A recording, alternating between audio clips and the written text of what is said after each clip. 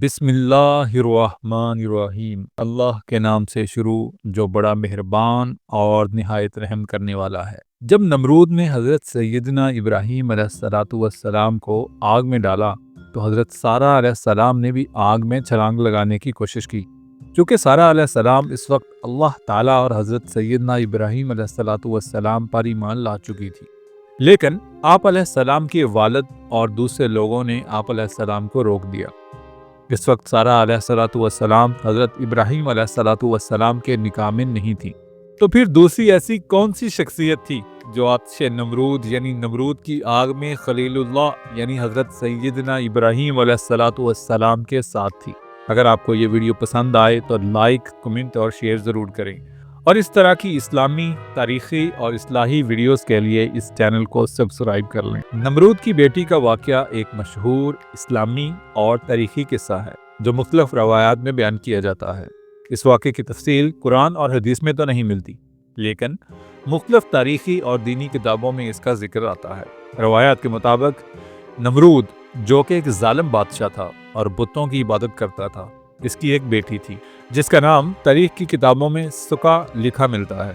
ایک دن جب حضرت ابراہیم علیہ السلام نے اللہ کی طرف سے اپنی قوم کو دین حق کی تبلیغ کی اور نمرود کے سامنے اللہ تعالیٰ کی عظمت کا اعلان کیا اور توحید کا درس دیا اور لوگوں کو بھی بتایا کہ بتوں کی پوجا مت کرو، یہ پتھر کے بت تمہیں کوئی فائدہ نہیں دے سکتے، تو نمرود آپ علیہ السلام کا دشمن بن گیا اور اس نے حضرت ابراہیم علیہ السلام کو آگ میں ڈال دیا۔ نمرود کی بیٹی یعنی سکا نے اپنے باپ سے کہا، میں بھی حضرت سیدنا ابراہیم علیہ السلام کو آگ میں جلتا دیکھنا چاہتی ہوں۔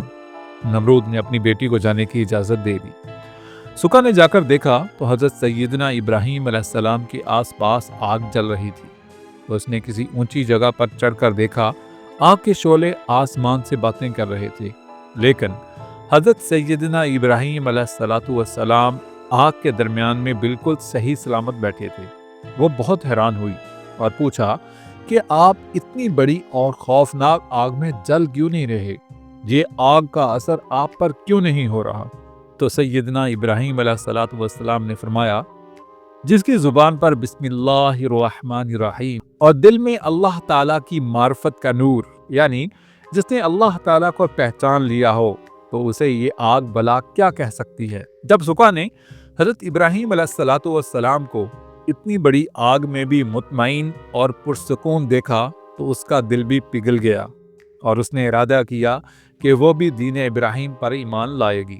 اسی دوران سکا نے حضرت سیدنا ابراہیم علیہ السلام کی حمایت کی اور اللہ تعالیٰ کی حقیقت کو سمجھا۔ روایت کے مطابق سکا نے اپنی والد یعنی نمرود کے ظلم کے خلاف آواز اٹھائی اور ابراہیم علیہ السلام کی مدد کی۔ اس کے دل میں اللہ تعالیٰ کی محبت اور سچائی کا پیغام آیا اور وہ ایمان لے آئی۔ اس نے اپنے والد کی ظالمانہ حکومت کے خلاف اپنی آواز بلند کی اور اس وجہ سے اب اسے بہت سی سزائیں اور ظلم بھی برداشت کرنے پڑے، لیکن وہ اپنے ایمان پر ثابت قدم رہی۔ یہ واقعہ اللہ تعالیٰ کی ہدایت اور سچائی کے راستے پر چلنے کی اہمیت کو اجاگر کرتا ہے، چاہے حالات کیسے بھی ہوں۔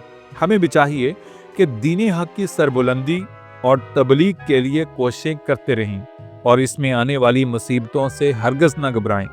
اللہ تعالی ہمیں عمل کی توفیق عطا فرمائے، آمین۔